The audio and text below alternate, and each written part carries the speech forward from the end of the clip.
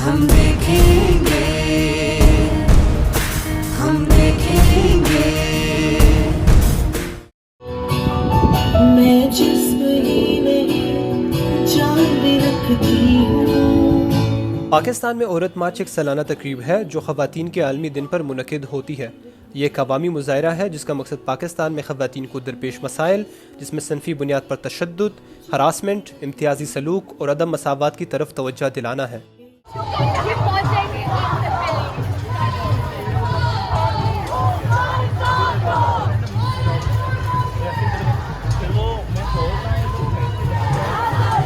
मेरा नाम जानी हसीना है और मैं लाहौर से हूँ।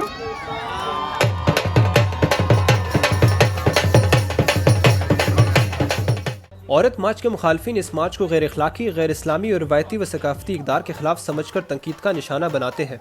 कुछ मुखालफिन तो इस मार्च को मगरबी एजेंडे को फ़रोग देने का इल्ज़ाम भी लगा देते हैं और इससे बढ़कर कुछ मुखालफिन इस मार्च को कराची, लाहौर और इस्लामाबाद की इलीट क्लास की ख़वातीन के लिए शुगल मेले का दिन समझते हैं।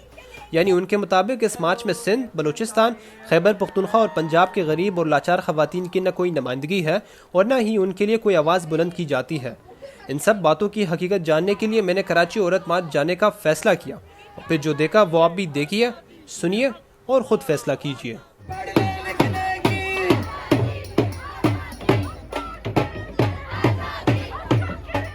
पाकिस्तान की पहली ट्रांसजेंडर लॉयर निशा राव सब मुसलमानों की तरह हज की ख्वाहिश लिए औरत मार्च में मौजूद है।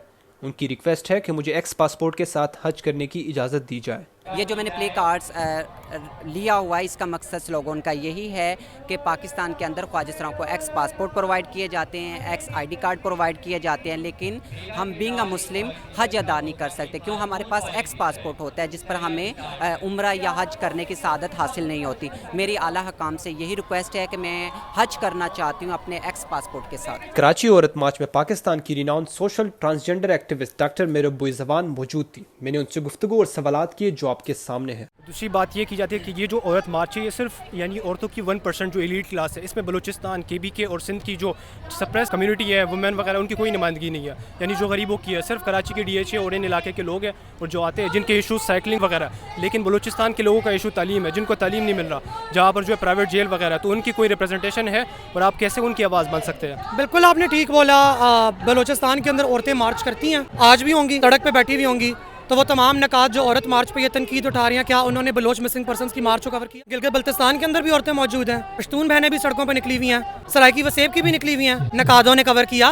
तो औरत मार्च के मौके के ऊपर ही आपको बलोच औरत याद आ जाती है और पश्तून औरत याद आ जाती है। जब दीर स्वाबी के अंदर पश्तून बच्चियों के साइकिल चलाने के ऊपर जमात इस्लामी मार्चें निकाल रही थी, जब 2005 के अंदर मुत्तहिदा मजलिस अमल की इस्लामी हुकूमत हसबा बिल जैसा घटिया और घिनाइना कानून लागू कर रही थी, तब तो आपको याद नहीं आया। जब बलूचिस्तान की बच्चियों को अगवा किया जाता है, उनके भाइयों को उठाया जाता है, पश्तूनों के मकानात मस्मार किए जाते हैं, गिलगित बल्तिस्तान को पॉलिटिकल रिप्रेजेंटेशन नहीं मिलती और ये तमाम औरतें सड़क पर निकलती हैं, तब तो आपको बलोच औरत, गरीब औरत, सिंधी औरत, सराइकी औरत, गिलगित की औरत का फ़र्क का ख्याल नहीं आता। औरत मार्च के मौके पे आपको उनके पते भी याद आ जाते हैं कि ये डिफेंस की हैं। बड़े दोगले मयार हैं।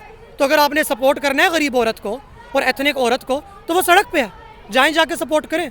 आपको यही वाला दिन क्यों मिला है? यही वाला दिन क्यों मिला? ये होती है politics of division, divide and rule, कि जब औरत यकजा होकर औरत की आवाज़ उठा रही है, इन्फ्लेशन के ख़िलाफ़ आवाज़ उठा रही है, तो सडनली आपको याद आ गया कि औरत सिर्फ एक तरह की नहीं होती, अमीर औरत और गरीब औरत में फ़र्क है, बलोच औरत और कराची की औरत में फ़र्क है। लेकिन जब बलोच औरत और गरीब औरत आपको ये याद करा रही होती है कि हमारे मसले 1% के मसले नहीं हैं, तब आप लोग सुमन बुकमन खामोश चुप होते हैं। तब आप लोगों को खान साहब की टांग का प्लस्तर याद होता है या रेहाम खान याद होती हैं।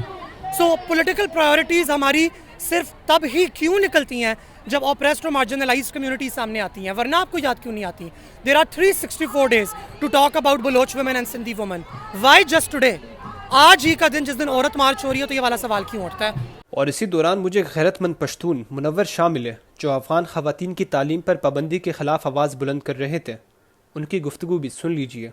हमारा मकसद ये है कि अफ़गानिस्तान में जो नई गवर्नमेंट आई है तालिबान के नाम से, तो उन्होंने सबसे पहला जो बदतरीन बरबरीत का जो काम किया वो ख़वातीन पर तालीम की पाबंदी है। वहाँ पे आपने मज़हब की स्टडी की है, क्या मज़हब जो है वो वाकई में औरतों को तालीम से रोकता है या नहीं?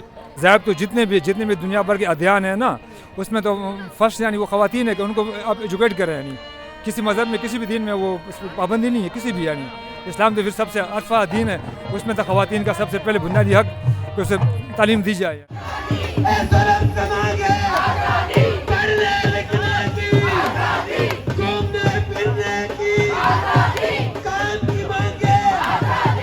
पाकिस्तान की नामवर फनकार सहर शाह रिजवी और उनकी बहनें अपने भाई सैयद पारिस शाह कत्ल केस में इंसाफ की तलबगार हैं।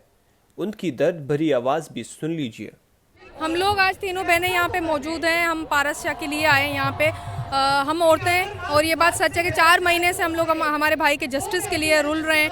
कोर्ट से हम लोग DIG ऑफिस, फिर SSP, फिर प्रोटेस्ट करते हैं, हर जगह जाते हैं, आवाज़ बुलंद करते हैं अपने भाई के लिए और हर सप्रेस्ड इंसान के लिए। लेकिन अभी तक यहाँ पे कोई भी हमारे पास कैसा सिस्टम है आपको पता है। वेरी अनफॉर्चुनेट कि पढ़े लिखा होने के बावजूद, एक पॉजिटिव सिटीज़न होने के बावजूद, इंटरनेशनल फोरम पे पाकिस्तान का नाम रोशन करने के बावजूद हम बहनें जो हैं वो हर जगह जा रहे हैं लेकिन जस्टिस से महरूम है और हर सप्रेस्ड इंसान यहाँ जस्टिस से महरूम है।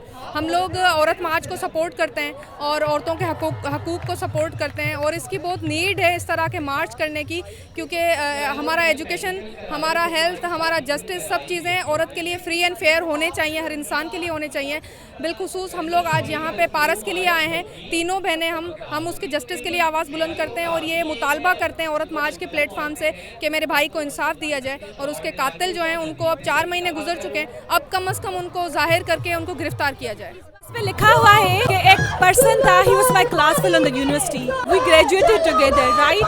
And from the social media, I got to know this person killed his wife, and she was the mother of 3 children. सवाल ये है कि ये ऐसा क्यों हो रहा है अब तक? ये जो violence against women है, ये क्यों हो रहा है? Our society is so much conducive to the violence against women कि इन लोगों को पता है कि ये जो क्राइम कर रहे हैं, ये जो गलत काम कर रहे हैं, ये उससे छूट जाएंगे। इनको पता है कि ये in the name of honour अगर ये किसी तरह के कोई भी क्राइम कर रहे हैं तो हमारी सोसाइटी उनको कंडेम नहीं करेगी, उनको शाबाशी देगी जो आसपास के लोग हैं उनको। और इनको पता है कि हमारे जस्टिस सिस्टम में इतने लूप होल्स हैं कि वो उन लूप होल्स को लेकर वो निकल आएंगे और एक आराम से जिंदगी गुजारना शुरू कर देंगे। बात ये है कि ये इस तरह के जो मसाइल हैं उनका हल निकालना चाहिए। जब हम इन चीज़ों के बारे में बात करेंगे, इन चीज़ों को जो है कंडेम करेंगे, तभी जो है हम इन चीज़ों को सही करने की कोशिश भी करेंगे। लाज़िम है कि